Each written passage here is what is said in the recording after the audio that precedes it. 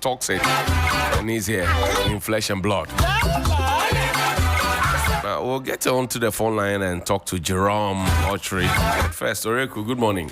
Good morning, Johnny. Charlie, is there hope? Oh, well, I was about to say when the sun is out, there's hope, but today there's no sun. So I have to find another. But once we have life, there's hope. Our Black Stars, as it is now, can they deliver what we're looking for? We're looking forward to qualifying for the World Cup. Well, I think the stars have aligned, because if you look at the crisis that we've had from 2024, right? We've not played in about 4 months. We've had time to reshuffle our technical team, brought in a psychologist, brought in a new assistant coach, brought in a technical advisor. We've seen Otto travel to the players, has changed captaincy. It's almost like a reset button. We needed that as a country. Ghana needed that period. It would have been unfortunate if Ghana had to carry on with the World Cup qualifiers just a month after the disaster that happened. And so these 4 months, as I mentioned, a lot has happened. It's now up to the players to show that this reset was beneficial. Right. And why I say that the stars have aligned is that if you look at the fixture list, it was more of a blessing that after this difficult period, the fixture list has presented Ghana with arguably the worst team in the group. Chad, they don't even dream of World Cup qualification. In fact, Chad have to go the extreme to win a football match. Since 2019, they've only won 3 matches. Right. So in 6 years, they won just 3 matches. And those matches were against Liberia. Right. 2 legs that they played for the preliminary round for the AFCON qualifiers. They don't slot straight into AFCON qualifiers. They have to play preliminary round before they're even able to get to the actual qualifiers. Right. And so those 2 matches that they beat in Liberia, and then they beat Mauritius in 2019. So those are the only 3 victories that they've had in about 5 to 6 years. Right. So Chad is not a team that should even instill fear in you. That was what we said about Comoros. Yeah, but Chad is on Comoros did that pasa. Chad is on another level. On another level of a low. Yeah. Okay. They've already conceded 9 goals. They're almost like the whipping boys in the group. Everyone is expected to beat them. So it's a case of how many goals you score them.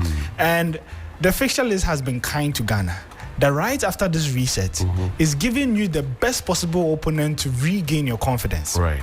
And so it's up to how the Black Stars will respond. But I'm positive that even in the Chad team, about 10 or so of their players have had to sort of retire from the national team. Can our coach rise to the occasion? I think it's difficult. People were sacked for less. Exactly. I 100% agree. And I do think that he should have been sacked for not reaching the AFCON.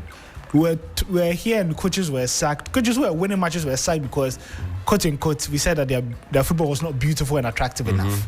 But at least they were winning, and at least they were qualifying for tournaments. Right.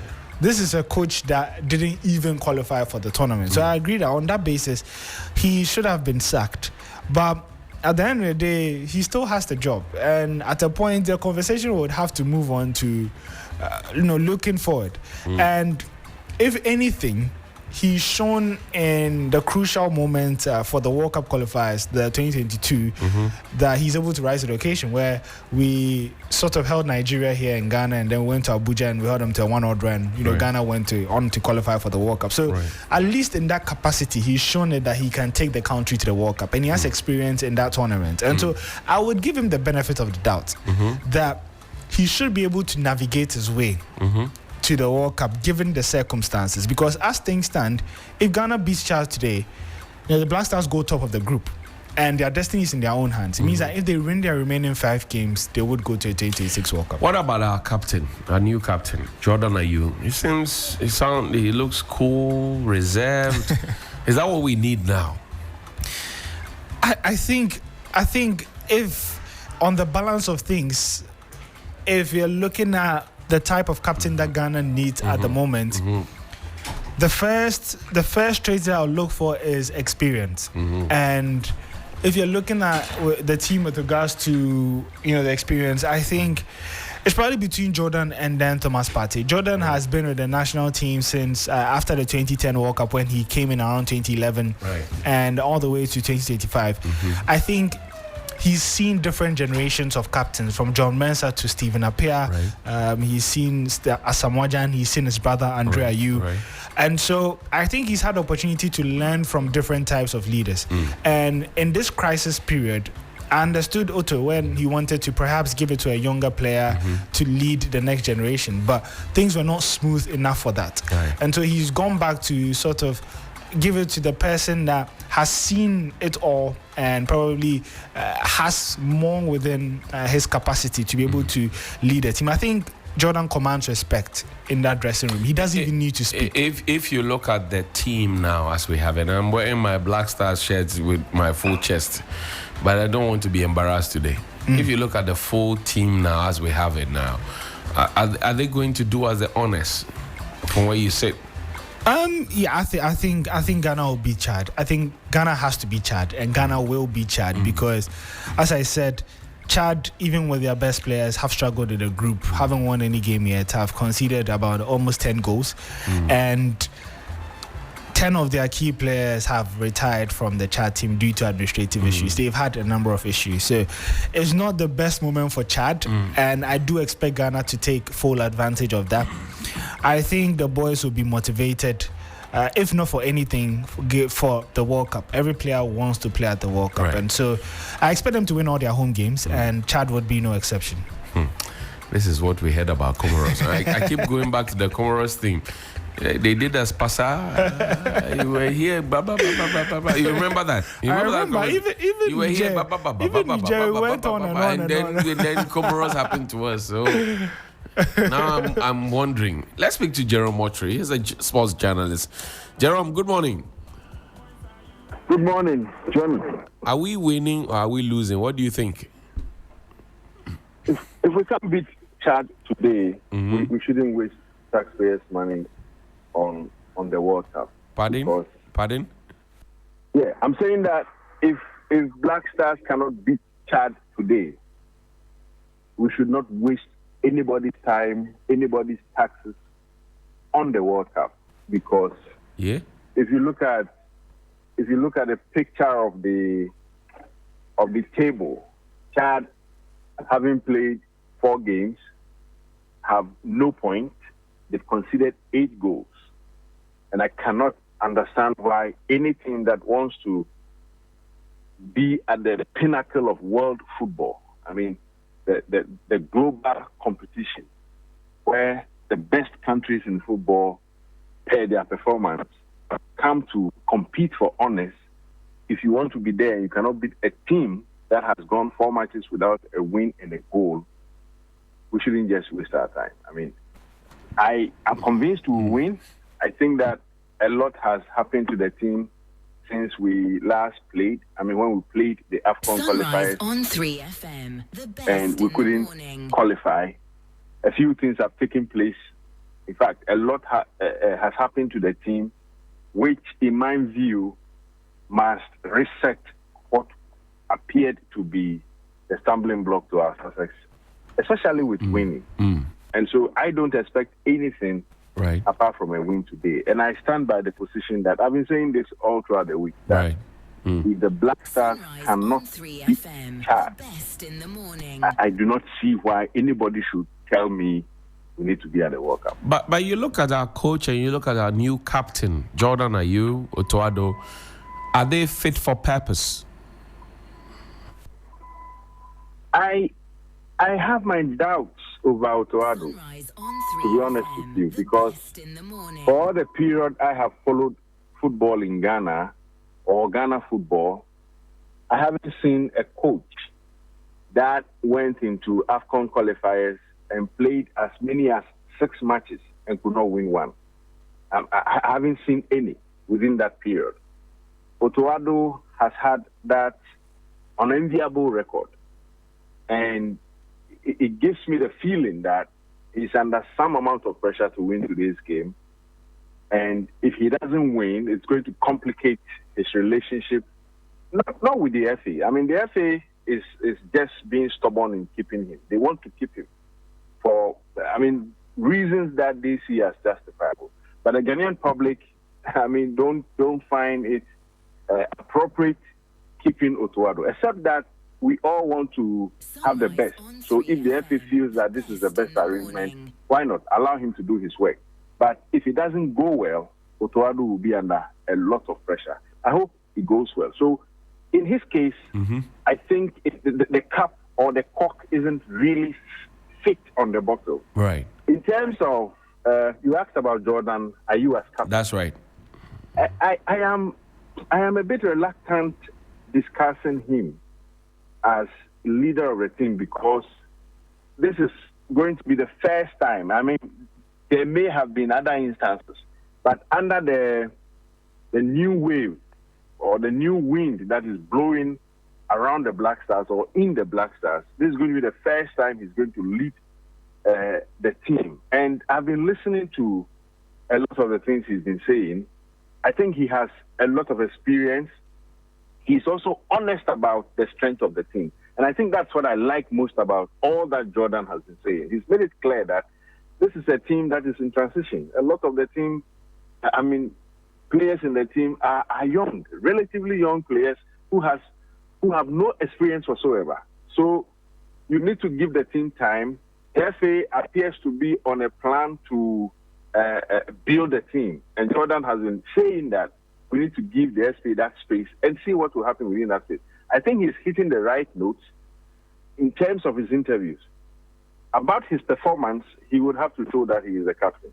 No. He's received a lot of flack for sometimes not encouraging, progressive football with the way he plays. But he's also delivered on certain occasions, even in these World Cup qualifiers. And I think that he will have a lot to show us as captain of the team when they take to the field this evening. You look at Jordan's father, and not to compare him with his father and Andrea Yo, who led the team. But then, are you suggesting that Jordan has grown and matured enough to lead the team such that those intermittent tantrums and all those things would be a thing of the past? Of course. He has to put those things behind him. In comparison with his father, even if you want to combine his other brother, Dede Ayew, the two of them combined come nowhere close. The sort of talent and quality I saw of their father, I don't think they've demonstrated even half of that. Right. So I would not compare any of them or even both to their father. Their father's pedigree is, if I can use this word, sacrosanct in African and Ghanaian football history. Pele is Pele. But for Jordan, he has the responsibility to show what he has built over the last 10, 15 years as being Black Stars player. He's been a core member of the team in these years. And I've heard him say that the team that he has seen from 2006 to 2019 is different from the team that we have now. Now he has fortune, or he's fortunate to be captain of the new setup that he speaks of. And he has what it takes, because he's able to diagnose whatever problems he sees in the team. I think he has what it takes to lead this same team to turn in the fortunes of the Black Stars. And given what he has done in the past, give and take, yes, he may have done things that the public or fans are not really happy with, but given the quality he has shown over time, Jordan is in a very good position to lead this team. And we all hope that this particular game, they will wrap it nicely and progress to the other game to make sure that by the time the qualifiers end, Ghana will have a ticket to the World Cup. Jerome, my brother, do you have a prediction ahead of the match?